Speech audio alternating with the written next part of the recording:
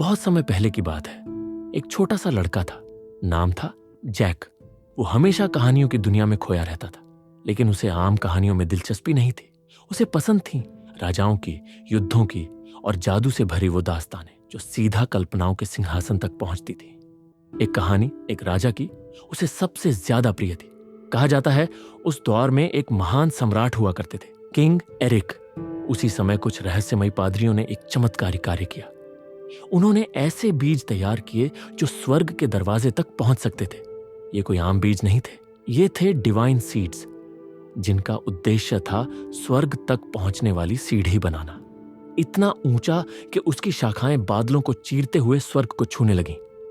पादरी यह मान बैठे कि यही है स्वर्ग का रास्ता और चढ़ गए उस डिवाइन ट्री पर। लेकिन ऊपर पहुंचकर जो उन्होंने देखा वो किसी सपने से नहीं बल्कि एक भयानक सच्चाई से कम नहीं था। स्वर्ग और धरती के बीच बसी थी एक रहस्यमयी डरावनी दुनिया, लैंड ऑफ द जायंट्स। यहां रहते थे विशालकाय जीव, इंसानों से 50 गुना बड़े, असाधारण ताकतवर और बेहद क्रूर। जैसे ही उन्होंने इंसानों को देखा, विनाश का तांडव शुरू हो गया। उन्होंने नगरों को जला डाला, लोगों को खा लिया और पूरी मानवता को घुटनों पर ला खड़ा किया।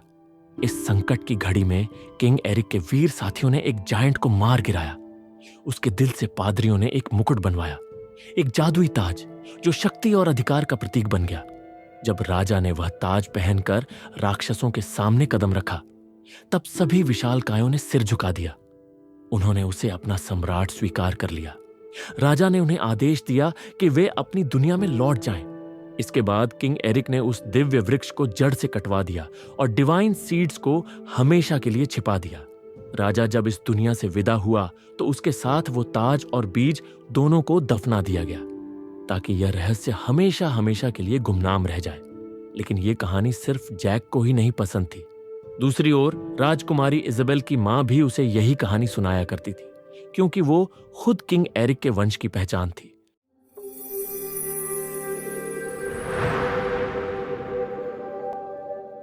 वक्त बीतता गया और अब कहानी दिखाई जाती है 10 साल बाद की। जैक अब बड़ा हो चुका था। एक दिन वह अपने घोड़े को बेचने के लिए क्लॉइस्टर नाम के शहर पहुंचता है। वहीं उसकी नजर एक नाटक पर पड़ती है जो किंग एरिक की कहानी पर आधारित था। उत्सुकता से भरा जैक अंदर चला जाता है। उसी भीड़ में एक लड़की भी मौजूद थी, और वो कोई आम लड़की नहीं थी, बल्कि वही थी प्रिंसेस इजाबेल, जो आम वेश में वहां आई हुई थी। तभी कुछ शरारती लोग उसे परेशान करने लगते हैं। जैक बिना एक पल गंवाए उसकी मदद के लिए आगे बढ़ता है। उसी वक्त अचानक एक लड़का जैक के मुंह पर जोरदार घूंसा मारता है, लेकिन जैक भी पीछे हटने वालों में से नहीं था। वो उन्हें डांट कर धमकाता है और देखते ही देखते सभी लड़के घुटनों पर आ जाते हैं। जैसे ही वह पलटता है, उसे सच्चाई समझ आती है। प्रिंसेस इजाबेल के सेनापति एलमोंट अपने गार्ड्स के साथ वहां पहुंच चुके थे। राजकुमारी चुपचाप उनके साथ चली जाती है। कहानी में आगे बढ़ने से पहले आप सभी से एक छोटी सी गुजारिश है। अगर आपको ये कहानी पसंद आ रही है तो वीडियो को लाइक जरूर करें, कमेंट में अपना फीडबैक दें और चैनल को सब्सक्राइब करना ना भूलें। तो चलिए अब लौटते हैं अपनी कहानी की ओर। महल में एक लालची मंत्री था, रॉड्रिक। राजा ब्रामवेल ने उसी को राजकुमारी का होने वाला पति चुन लिया था। एक दिन रॉड्रिक अपने कमरे में कुछ अजीब महसूस करता है। जांच करते हुए एक पुराने गमले में उसे एक रहस्यमयी चीज मिलती है, वही जादुई ताज जो कभी एक जायंट के दिल से बनाया गया था। लेकिन साथ ही उस गमले में छुपाई गई एक पुरानी किताब में रखे गए डिवाइन सीड्स अब गायब थे। रॉड्रिक का चेहरा सख्त हो गया। उसने तुरंत अपने सिपाहियों को आदेश दिया, शहर की हर गली बंद कर दो और उस पादरी को ढूंढ निकालो, अभी के अभी। उधर जैक शहर की गलियों में भटक रहा था, अपने घोड़े को बेचने की कोशिश में। तभी उसके पास आता है एक रहस्यमयी पादरी। वो कहता है, मुझे तुम्हारा घोड़ा चाहिए। जैक जवाब देता है, तो फिर सिक्के निकालो। लेकिन पादरी के पास सिक्के नहीं थे, उसके पास था कुछ और, कुछ बेहद खास। वो जैक को कुछ बीज देता है और कहता है, इन्हें फादर को देना, तुम्हें तुम्हारा मोल मिल जाएगा। जैक उलझन में था, बीज के बदले कोई पैसे क्यों देगा? तब पादरी धीरे से राज खोलता है, ये कोई आम बीज नहीं है, ये हैं एन्चांटेड सीड्स। इनमें वो ताकत है जो दुनिया का नक्शा बदल सकती है। लेकिन एक बात हमेशा याद रखना, इन्हें कभी भी पानी के पास मत ले जाना। इतना कहकर वह जैक का घोड़ा लेता है और भीड़ में गायब हो जाता है। लेकिन किस्मत की चाल तेज थी, आगे जाकर वही पादरी पकड़ा जाता है। जैक जब घर लौटता है तो उसके अंकल गुस्से से फट पड़ते हैं। तू घोड़े के बदले ये बीज ले आया, तुझे धोखा दिया गया है। और गुस्से में वे सारे बीज जमीन पर फेंक देते हैं। जैक घबरा जाता है और जल्दी जल्दी बीजों को समेटने लगता है, लेकिन उसे पता ही नहीं चलता कि एक बीज लकड़ी के फर्श के एक छोटे से छेद से नीचे गिर चुका है। इसी दौरान बाहर जोरदार बारिश हो रही थी। वहीं दूसरी ओर प्रिंसेस इजाबेल, जो लालची रॉड्रिक से शादी नहीं करना चाहती थी, महल से चुपचाप भाग निकलती है। बारिश से बचने के लिए वह एक पुरानी झोपड़ी में शरण लेती है, और किस्मत से वो झोपड़ी कोई और नहीं, जैक का ही घर था। जैक उसे देखकर चौंक जाता है। यह तो प्रिंसेस है। दोनों के बीच थोड़ी बातचीत होती है, लेकिन तभी हो जाता है एक चमत्कार। बारिश का पानी फर्श के उस छेद से रिसकर नीचे पहुंचता है जहां वो बीज पड़ा था। जैसे ही बीज भीगता है, जमीन कांपने लगती है और वहां से उग आता है एक टाइटन ट्री, एक विशालकाय जादुई वृक्ष जिसकी शाखाएं बादलों को चीरती हुई ऊपर बढ़ती हैं। क्योंकि बीज घर के नीचे था, पेड़ की शाखाएं पूरे घर को उठाकर आसमान की ओर ले जाती है और राजकुमारी उसी घर में फंस जाती है। जैक उसे बचाने की कोशिश करता है, लेकिन अब बहुत देर हो चुकी थी। वृक्ष घर समेत आसमान की ऊंचाइयों में जा चुका था। अगली सुबह राजा ब्रामवेल खुद मौके पर पहुंचता है और देखता है वो विशाल वृक्ष जो बादलों को चीरता हुआ आसमान से भी ऊपर जा रहा था। जैक उसे सारी सच्चाई बता देता है। राजा बिना वक्त गंवाए एक रेस्क्यू टीम तैयार करता है और गर्जना करता है, मेरी बेटी को वापस लाओ। तभी रॉड्रिक कहता है, महाराज, मैं भी राजकुमारी को बचाने जाना चाहता हूं। जैक भी जिद करता है कि वो साथ जाएगा। काफी सोच विचार के बाद सभी योद्धा पेड़ पर चढ़ाई शुरू करते हैं, लेकिन तभी रॉड्रिक चल देता है अपनी पहली गद्दारी की चाल। वो एक रस्सी को काट देता है, जिससे कुछ सैनिक नीचे गिरते हैं और अपनी जान गंवा बैठते हैं। उसका असली मकसद साफ था, ताज और बीज। कुछ ही समय बाद जो बचे थे वे पहुंचते हैं गंटुआ में, एक रहस्यमयी भयानक भूमि जो धरती और स्वर्ग के बीच कहीं मौजूद थी। जैसे ही वहां उतरते हैं, रॉड्रिक जैक को दबाव में लेता है। मुझे पता है तुम्हारे पास जादुई बीज है, वो मुझे दे दो। जैक इनकार करता है, पर रॉड्रिक चाकू की नोक पर बीज छीन लेता है। लेकिन जैक चुप नहीं बैठता। वो चालाकी से एक बीज अपने पास छुपा लेता है। अब सब छोटे छोटे 3-3 के समूह बनाकर प्रिंसेस इजाबेल की तलाश में अलग अलग दिशाओं में निकलते हैं। लेकिन यह भूमि कोई आम जगह नहीं थी।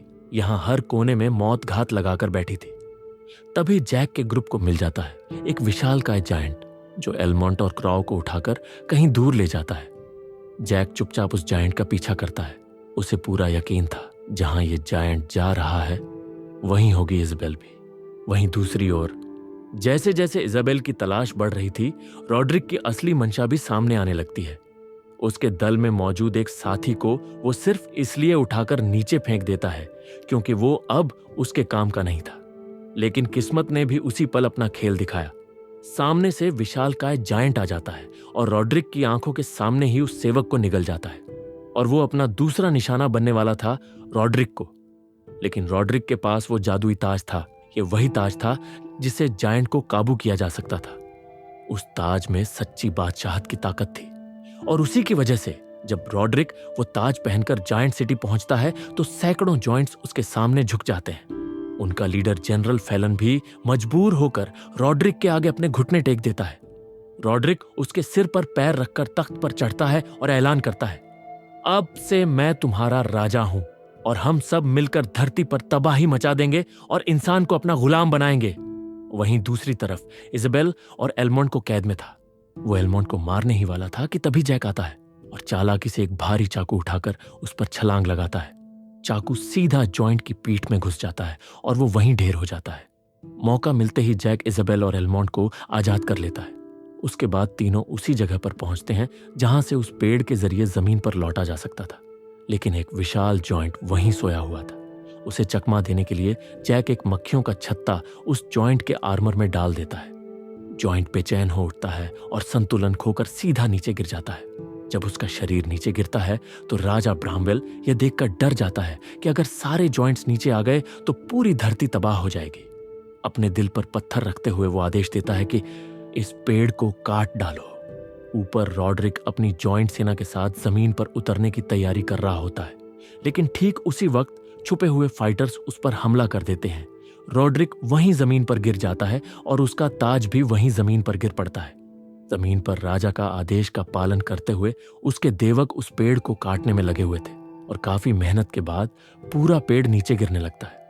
जैक, इजबेल और एलमंड तीनों उसी के साथ नीचे गिरते हैं, लेकिन काफी मुश्किलों के बाद वो तीनों बच जाते हैं और राजा ब्रामवेल को आखिरकार अपनी बेटी मिल जाती है और वो जैक का शुक्रिया अदा करता है। लेकिन ये कहानी यहीं खत्म नहीं होने वाली थी। वो जादुई ताज अब जॉइंट्स के लीडर जनरल फैलन को मिल चुका था। वो उसे पहन लेता है और अब सभी जॉइंट्स उसी को अपना राजा मान लेते हैं। लेकिन पेड़ कट चुका था, पर तभी फैलन की नजर उस पोटली पर पड़ती है जिसमें वो बीज रखे हुए थे। वो उन्हें उठाकर पानी में फेंक देता है और फिर शुरू होती है कयामत की बारिश। कई विशाल पेड़ उग आते हैं और जॉइंट्स मिलकर उन्हें झुकाकर धरती की ओर मोड़ने लगते हैं। लेकिन धरती पर इस बात का अंदाजा भी नहीं था कि क्या मुसीबत आने वाली है। जैक इजबेल से विदा लेकर अपने रास्ते निकल चुका था, दिल में एक कसक और आंखों में वो पल जो शायद कभी फिर न लौटे। लेकिन जैसे ही वह अपने घर की ओर बढ़ता है, उसकी नजर ऊपर जाती है और वो सन्न रह जाता है। वही विशाल पेड़ की लताएं फिर से जमीन की तरफ आ रही थी। जैक फौरन समझ जाता है कि यह उन्हीं जादुई बीजों का काम है जो रॉड्रिक ने उनसे छीने थे और अब जॉइंट्स एक बार फिर धरती पर कहर बनकर टूटने वाले हैं। जैक बिना वक्त गंवाए घोड़े पर सवार होता है और सीधे महल की ओर दौड़ता है। क्लॉइस्टर पहुंचते ही वह चिल्लाता है, जॉइंट्स आ चुके हैं। और जैसे ही ये शब्द हवा में फैलते हैं, चारों तरफ तबाही का मंजर बन जाता है। जॉइंट्स शहर में घुस चुके होते हैं और हर तरफ चीख पुकार मच जाती है। राजा, प्रिंसेस और बाकी सैनिक जान बचाकर पैलेस की तरफ भागते हैं, क्योंकि अगर कहीं सुरक्षित हो सकते हैं तो बस वहीं। इन जॉइंट्स की नफरत सिर्फ इंसानों से नहीं थी, बल्कि उस खून से थी जो उस राजा की नसों में बहता था जिसने कभी इन्हें ऊपर भेजा था। वे बदला लेने वापस धरती पर आए थे। राजा और बाकी लोग तो पैलेस तक पहुंच जाते हैं, लेकिन जैक पीछे रह जाता है। तभी लकड़ी का पुल ऊपर खींचा जाने लगता है, लेकिन जैसे ही वो बंद होने वाला होता है, जैक घोड़े के साथ छलांग लगाता है और एकदम आखिरी सेकंड पर अंदर पहुंच जाता है। लेकिन जॉइंट्स का लीडर फॉलन उस पुल को पकड़ लेता है और चढ़ने लगता है। एलमंड तुरंत सैनिकों को आदेश देता है, तीरों की बारिश करो, और सैकड़ों तीर एक साथ छूटते हैं। जॉइंट का हेड सीधा जलते पानी में जा गिरता है, लेकिन वो वहीं नहीं रुकता। आग से बचने के लिए पानी के अंदर से दूसरा रास्ता ढूंढने लगता है। उधर पैलेस के दरवाजे बंद किए जा रहे होते हैं, लेकिन दूसरी ओर से जॉइंट्स उन्हें खींच रहे होते हैं। संघर्ष चरम पर होता है और फिर वो जॉइंट्स जलते हुए पेड़ों की शाखाओं को पैलेस के अंदर फेंकना शुरू कर देते हैं। राजा समझ जाता है अब ये लड़ाई उनके बस से बाहर है। वह जैक और इजाबेल से कहता है, एक सीक्रेट रूम में जाओ, वहां एक रास्ता है जो तुम्हें एक टॉवर तक ले जाएगा। वहां एक फायर टॉर्च है, उसे जलाना ताकि हमारी पुकार बाकी दुनिया तक पहुंचे। जैक और प्रिंसेस उस मिशन पर निकल जाते हैं, लेकिन जैसे ही वे टॉर्च तक पहुंचने लगते हैं, अचानक जमीन फटने लगती है और उसी जलते पानी में गिरा जॉइंट लीडर फॉलन जमीन को चीरता हुआ बाहर आता है और उन दोनों पर हमला कर देता है। वो जैक और इजाबेल को अपनी पकड़ में ले लेता है। वो अपना मुंह खोलता है और जैसे ही वो जैक को खाने वाला था, तभी जैक अपनी जेब से वो आखिरी बीज निकालता है जिसे उसने अब तक संभाल कर रखा था, और वो बीज सीधे उस जॉइंट के मुंह में फेंक देता है। जैसे ही जैक ने वो आखिरी बीज जॉइंट के मुंह में डाला, कुछ अजीब सा होने लगा। जॉइंट की आंखें फटने लगीं, उसके हाथ से जैक और इजाबेल छूट जाते हैं और तभी उस बीज ने उसके पेट के अंदर ही उगना शुरू कर दिया। विशाल टहनियां उसके शरीर को चीरते हुए बाहर निकलने लगती हैं। शरीर टुकड़ों में टूटकर बिखर जाता है। जैक के पास आकर गिरता है उसका एक कटा हुआ हाथ जिसमें उसने वो ताज पहना हुआ था। उधर पैलेस में जॉइंट्स पूरी तरह घुस चुके थे। राजा और सभी सैनिक उनके सामने खड़े थे, जैसे मानो मौत खुद सामने खड़ी हो। लेकिन तभी कुछ ऐसा होता है जिसकी किसी ने कल्पना तक नहीं की थी। सभी जॉइंट्स घुटनों के बल झुक जाते हैं। सब हैरान रह जाते हैं कि आखिर ये क्या हुआ। वे पीछे मुड़कर देखते हैं और देखते हैं जैक उस ताज को हाथ में लिए खड़ा है। वह बिना कुछ कहे वो ताज अपने सिर पर रख लेता है। अब जैक की आवाज गूंजती है, तुम सब अपनी दुनिया में लौट जाओ।